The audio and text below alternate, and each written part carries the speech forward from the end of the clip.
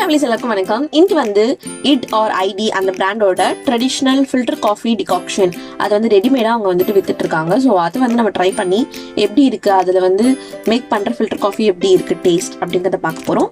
So இதில் வந்து பார்த்தீங்கன்னா அவங்க வந்துட்டு எப்படி ஃபில்டர் காஃபி பண்ணுறதுன்னு போட்டிருப்பாங்க. இது 20 மில்லி ப்ராடக்ட் அண்ட் இதோட ரேட் வந்து பார்த்தீங்கன்னா 10 ரூபாய்.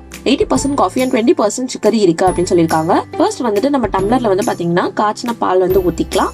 அதுக்கு பிறகு நம்ம இந்த இதோட காஃபி டிகாக்ஷன் கட் பண்ணி ஊற்றிக்கலாம். வந்துட்டு நல்லா குலுக்கி எடுத்துக்கோங்க. ஸோ நல்ல ஒரு லிக்விட் ஸ்டேட்ல தான் இருக்கு. ஸோ அதை நம்ம ஊற்றினோம்னா இந்த மாதிரி தான் இருக்கு. இதில் வந்துட்டு நம்ம சுகர் எக்ஸ்ட்ராவாக சேர்க்கணும். அதில் சுகர்லாம் எதுவும் கிடையாது.